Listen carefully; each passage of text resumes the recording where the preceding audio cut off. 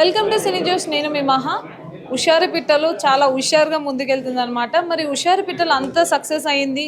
దాంట్లో మనకి మాసినపల్లి రవిగా పెద్ద క్యారెక్టర్ ఎవరైతే చేశారో ఆయన మనతో పాటు ఉన్నారు. ఆయన ఎవరో కాదు, బిగ్ బాస్ ఒకప్పుడు ఓటీటీలో మంచి ఫామ్లో ఉండి మంచి సక్సెస్ని అందుకున్న అజయ్ గారు అయితే ఉన్నారు.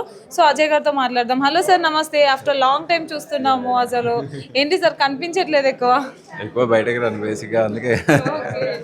అంటే హుషారు పిట్టలో ఛాన్స్ ఎలా వచ్చింది? అంటే మీకు హీరోగానే మీరు మూవీస్ చేస్తున్నారు ఆల్రెడీ, కానీ చిన్న రోల్ యాక్సెప్ట్ చేశారు, కానీ చాలా ఇంపాక్ట్ఫుల్ ఉంది ఆ రోల్ అనేది. సో ఎలా అనిపించింది సార్ ఈ సక్సెస్ అంతా కూడా? చాలా బాగుంది. యాక్చువల్లీ ఏంటంటే ఈ డైరెక్టర్తో 2 years బ్యాక్ ఒక మూవీ చేయాల్సింది హీరోగా. అప్పటి నుంచి డైరెక్టర్ గారు నాతో ట్రావెల్ అవుతున్నారు. అది అంటే కొన్ని కారణాల వల్ల అది స్టార్ట్ అవ్వలేదు. దెన్ వాళ్ళు చిన్న బడ్జెట్లో ఒక మూవీ చేస్తున్నామని చెప్పారు నాకు ముందే. దెన్ బిగ్ బాస్ అయిపోయి వచ్చిన తర్వాత ఒక చిన్న రోల్ ఉంది సార్, అది ఇంపాక్ట్ ఉంటుంది చాలా అంటే నాకు ఓకే, ఆ డైరెక్టర్తో ట్రావెల్ అవ్వాలని ఉంది. So I did okay. కానీ ఎంత చిన్న రోల్ అంత పెద్ద ఇంపాక్ట్ ఇస్తుందో నాకు తెలియదు. So yeah, I'm feeling happy, it's good. అంటే బిగ్ బాస్కి వెళ్ళిన వాళ్ళకి అందరికీ కొంతమందికి చాలా ప్లస్ అవుతుంది, కెరియర్కి చాలా బూస్టింగ్ అవుతుందని చెప్తుంటారు కదా. మీ కెరియర్కి బిగ్ బాస్ ఎంత ప్లస్ అయింది సార్? నాకు చాలా ప్లేస్ ఉంది. బికాస్ కెరియర్ వైజ్ చూసుకున్నా, లేక పర్సనల్ ఐడెంటిటీ వైజ్ చూసుకున్నా, ఫర్ ఎగ్జాంపుల్ నాకు ఇన్స్టాగ్రామ్లో ఒక 100 members కూడా లేకుండా ఫాలోవర్స్, అండ్ బిగ్ బాస్ వెళ్ళి వచ్చిన తర్వాత లైక్ 40K 50K ఫాలోవర్స్, ఒక ఐడెంటిటీ వచ్చింది. And it's very good for me. ఎందుకంటే నేను అజయ్ గౌడ్ అనే మూవీ కూడా నేనే డైరెక్ట్ చేసుకున్నాను. సో నాకు అది హెల్ప్ అయింది. ఆడియన్స్ అందరూ ఆ మూవీని చూసి ఓటీటీలో సక్సెస్ చేశారు, and it was very nice. అంటే ఇప్పుడు బిగ్ బాస్ ఏంటంటే అగ్ని పరీక్ష అని కామనర్స్ కి కూడా చాయిస్ ఇవ్వడం జరుగుతుంది. సో వాళ్ళను కూడా కొంతమందిని తీసుకోవడం, అట్లీస్ట్ ఒక 10 members ని తీసుకుంటున్నారు సార్.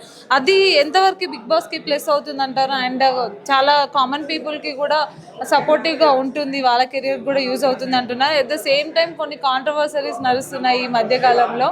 సో కామన్ పీపుల్ని పిలిచి అవమానిస్తున్నారని కూడా వింటున్నాం సార్. దానిపైన మీరేం చెప్తారు? No, it's definitely good thing అండి. ఎందుకంటే ఆడియన్స్ వల్లే బిగ్ బాస్ అంత పెద్ద రేంజ్ టీఆర్పీస్ వస్తున్నాయి కాబట్టి ఆడియన్స్కి ఒక థ్యాంక్ యూ గివింగ్ బ్యాక్ లాగా వాళ్ళకి అవకాశాలు ఇస్తున్నారు. అండ్ ఎంతోమంది కామనర్స్ కూడా గెలిచారు కాబట్టి, and it's nice thing Bigg Boss చేస్తుంది. అందరికీ ఒక ఐడెంటిటీ కావాలి, ఐడెంటిటీ కోసమే చేస్తారు. సో అంటే గుడ్ అండ్ బ్యాడ్ రెండూ ఉంటాయి. ఎవ్రీవన్ లైక్ వాళ్ళు లైక్ వెళ్తున్నారు, కాంపిటీషన్ చేస్తున్నారు, అండ్ ఇట్స్ ఆల్ దేర్. ఎవరు కావాలో అది వస్తుంది కాబట్టి. సో మిమ్మల్ని మళ్ళీ మేము బిగ్ స్క్రీన్ మీద చూడాలనుకుంటున్నాం. మాకు ఎన్ని ప్రాజెక్ట్స్లో వస్తున్నారు అండ్ ఎప్పుడు వస్తున్నారు?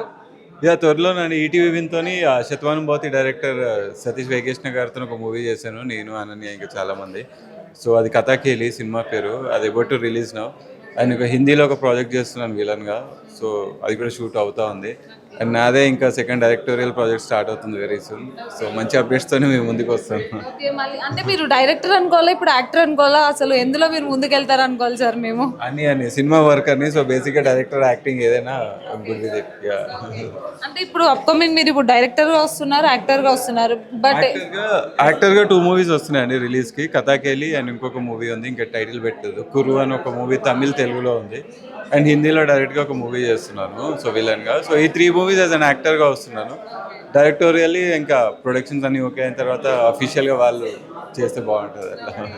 అంటే బిగ్ బాస్లో మీతో పాటు వచ్చిన వాళ్ళు శ్రవంతి గారు కావచ్చు, ఇప్పుడు మంచి హోస్ట్ అయిపోయారు, ఎక్కడ చూసినా ఆమె ఈవెంట్స్ కనిపిస్తుంటాయి. సో శ్రవంతి గారితో మీ బాండ్ ఎలా ఉండేది సార్ బిగ్ బాస్లో ఉన్నప్పుడు?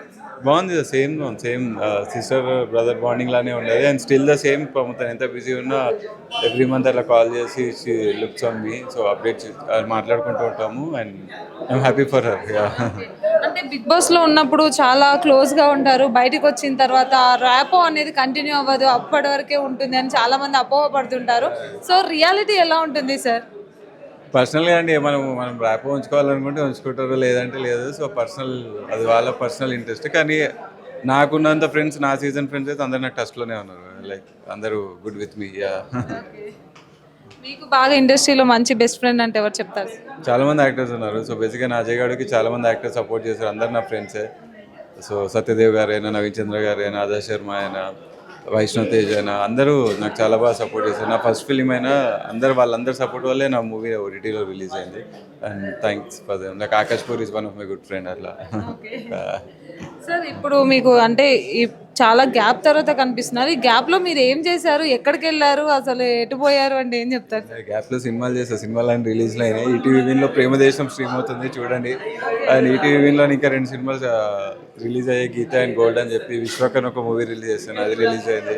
అజయ్ గారు రిలీజ్ అయింది, ఈటీవీలో జీ5లో స్ట్రీమ్ అవుతుంది చూడండి. చాలా కంటిన్యూస్గా బ్యాక్ టు బ్యాక్ వస్తాయా సార్ ఇంకా మాకు ఎంటర్టైన్మెంట్ పక్కన? వస్తాయి మీరు చూడాలనుకుంటే వస్తాయి.